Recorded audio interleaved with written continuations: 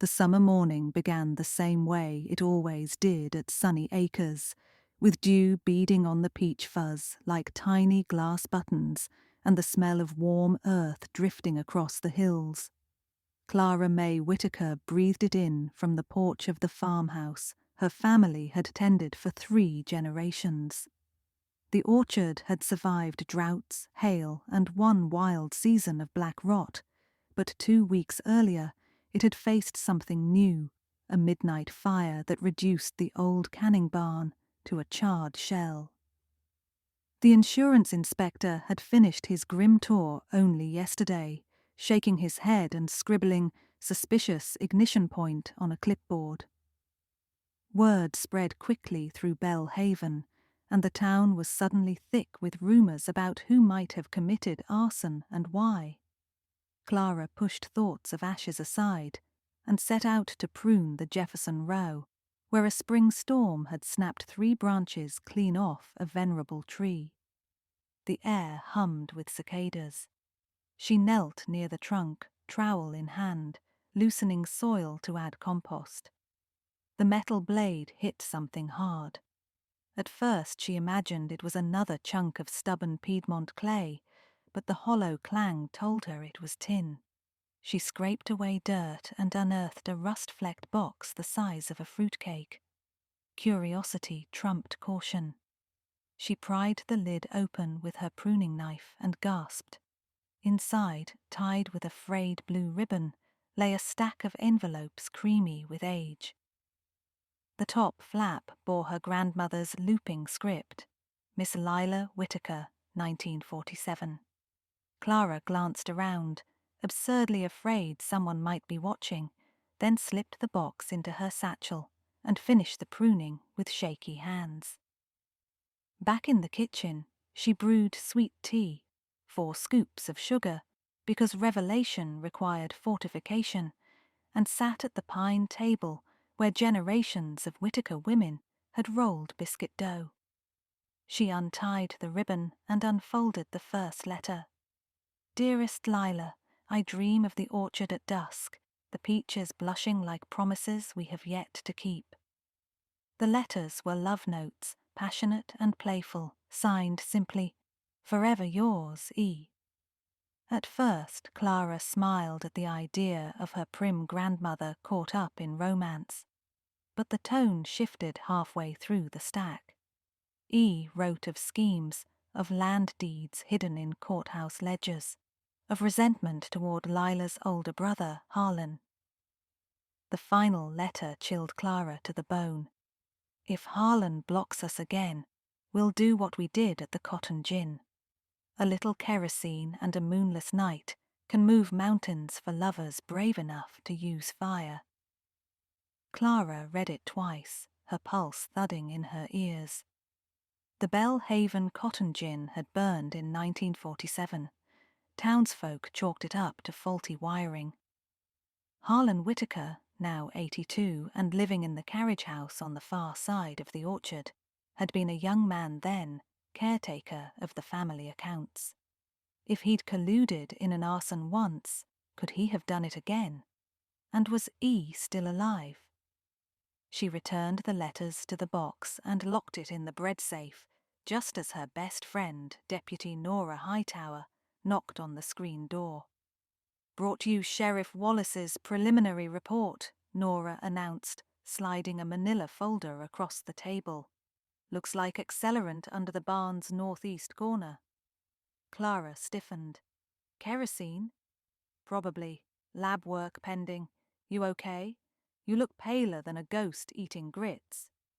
Clara hesitated. She trusted Nora, but family scandals were sticky things. In a small town, whispers could strip bark off reputations. Still, evidence of past arson might explain the present. She poured 2 glasses of tea and told Nora everything, sliding the tin box forward like a poker hand. Nora whistled. "Letters implicating your uncle in a historic torch job? That's one heck of a peach pit, Clara. But hearsay from 1947 won't hold up. We need something tying him to the new fire." Clara nodded. My gut says the orchard fire was personal. Uncle Harlan's been griping about money. Says the orchard's a drain and wants me to sell parcels to developers. If he was desperate enough 60 years ago, what's stopping him now? Nora tapped the table. Let's see where the evidence leads. You dig into the family side. I'll run background on E. Maybe he's still around. That afternoon, Clara crossed the orchard to the carriage house, sunflowers nodding in conspiracy along the path. She found her uncle rocking on the porch, whittling a peach pit into a tiny bird. Time had carved grooves in his face deeper than any chisel. Uncle Harlan, she began, forcing cheer. Mind if I look through Grandma's cedar chest? I'm hunting decor ideas for the Peach Festival booth. His eyes, sharp as a hawk's, flicked up. Help yourself, girl. Nothing in there but old doilies and tarnish. Clara slipped inside the house. Dust motes floated through slanted light. She lifted the cedar chest lid and rummaged until she found a velvet pouch. Inside lay a tarnished pocket lighter engraved with twining initials, E and L, 1947. The lighter reeked faintly of kerosene, though it must have been unused for decades. Her heartbeat drummed like a woodpecker, but she replaced the pouch exactly as she'd found it. No sense spooking the hornet's nest yet. As she turned to leave, she noticed recently laundered work pants hanging on a hook, cuffs singed. She snapped a photo with her phone and slipped out, mouth dry. Back in the farmhouse, Nora called with news. E is probably Ellis Monroe, she said. Born 1926, orchard foreman's son, ran off to Atlanta, made a tidy fortune in hardware stores. Guess what his corporation is pitching now? A deal to buy rural land for distribution centers, including your orchard. So Uncle Harlan could split profit with Ellis, Clara murmured. And burning the canning barn would lower property value, so I'd be more likely to sell. Looks that way. Ellis is 84 and still sharp. Sheriff Wallace interviewed him as a witness. He happened to be in town the night of the fire, staying at the Bell Haven Inn. The puzzle pieces clicked in Clara's mind, like lids on canning jars. To prove arson, they needed motive, means, and opportunity. Motive, quick sale to Ellis's conglomerate. Means, kerosene, lighter, knowledge of barn layout. Opportunity, both men free at midnight. That evening, Clara hosted Sunday supper for the extended family. Aunt Dorothea brought pimento cheese sandwiches, Cousin Avery lugged sweet onion casserole, and Uncle Harlan arrived with a paper sack of peaches, green, underripe, hard as marbles. Picked early so they travel, he said, with a sly grin. Conversation bubbled around the table about church raffles and Braves baseball. Clara watched Harlan's knobby hands. They shook slightly until he poured himself a generous splash of bourbon. Then they settled. Guilt or age? She couldn't tell. When dessert, peach cobbler, naturally, was served, Clara cleared her throat. I found something curious while pruning. Grandma's old love letters. Harlan's fork paused in mid-air. Letters? They mention the cotton gin fire. She let the words float like nettles on a pond. Strange how history repeats itself. The room fell silent but for the ticking wall clock. Harlan's eyes narrowed. History's just smoke. Best let it blow away. Clara met his gaze. Not if the smoke's from kerosene. Harlan rose so quickly his chair toppled. Bourbon splashed on the oilcloth. You don't know what you're talking about. Nora, who'd arrived under pretense of returning the sheriff's file, stood from the far corner. Actually, Mr. Whitaker, we do.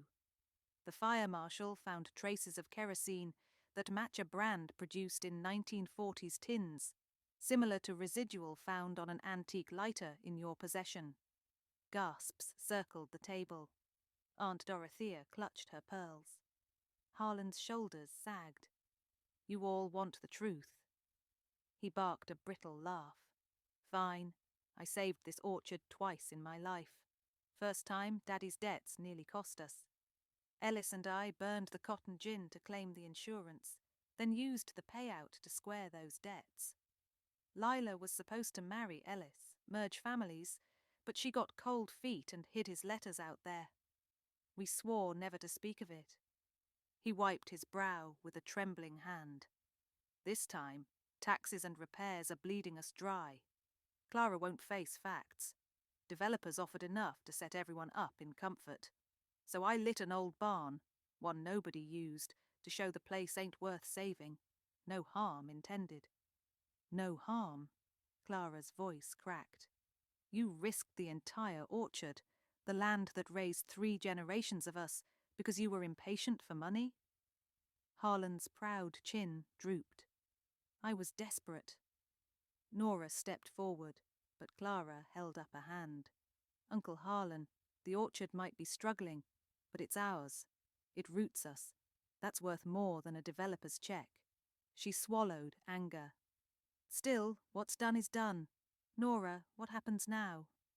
Mr. Whitaker will come with me for questioning, Nora said gently.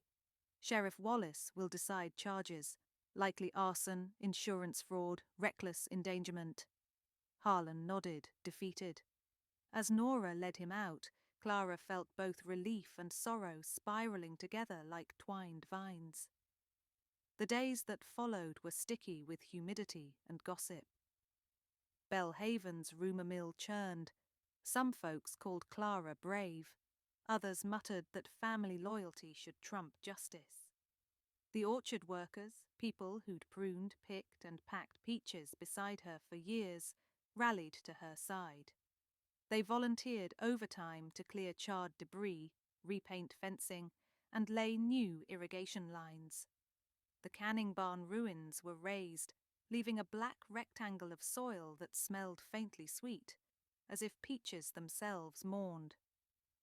One evening, Clara drove into town and parked opposite the Belhaven Inn. Ellis Munro sat on a rocking chair thin as a cane pole, a Panama hat shading eyes still bright with ambition. She approached, letters in hand. Mr. Munro, she said, I believe these belong to you. He accepted the bundle, mouth curving wistfully. Your grandmother kept them?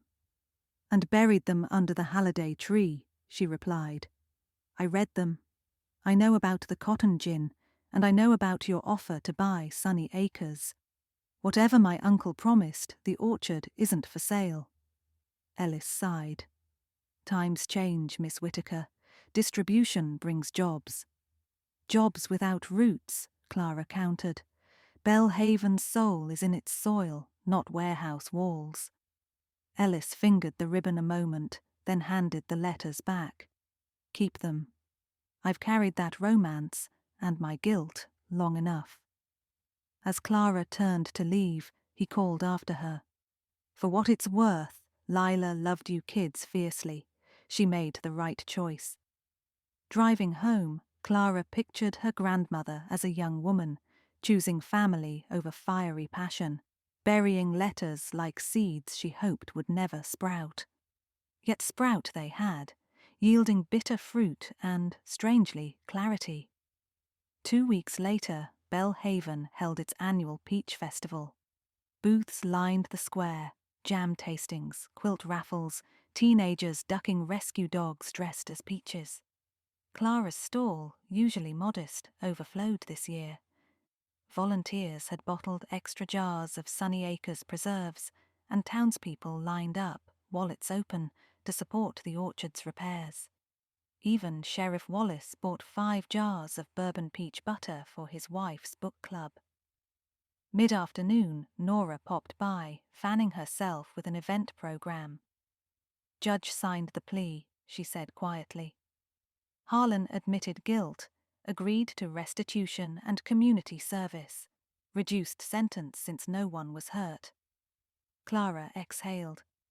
He'll be pruning county flower beds instead of serving time? Essentially. You okay with that? I am, Clara answered. The orchard will remind him every day what he nearly destroyed. As sun tilted west, golden light poured over the square. A local bluegrass trio struck up Georgia on My Mind. Clara handed Nora a jar of peach honey compote and took a rare moment to simply watch. Toddlers chasing bubbles, retired teachers comparing pie crust recipes, teenagers posing for selfies with peach mascot hats. Despite ashes, despite secrets, the town buzzed with sweet purpose. That night, Clara walked the orchard alone. Cicadas had quieted, and the sky shrugged on its cloak of stars. She knelt beside the Halliday tree, where the tin box had slept for 75 years, and pressed her palm to the soil. New grass had begun to green the patch where she'd dug.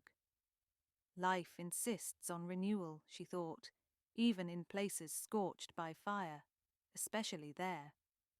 From the distant carriage house came the soft scrape of a rake. Uncle Harlan, released on supervision, was clearing fallen leaves in penance. Clara watched the rhythm of his strokes and felt anger loosen into something like compassion. No one inside a family is entirely hero or villain. They are simply stories waiting to be unearthed, like love letters under a tree. She rose, dusted her jeans, and turned back toward the farmhouse lights.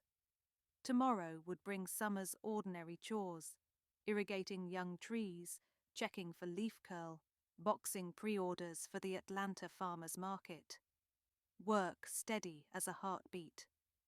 The mystery was solved, the orchard survived, and in the hush between cicada songs, Clara heard the land breathe with her, alive, resilient, and sweet as the peaches it bore.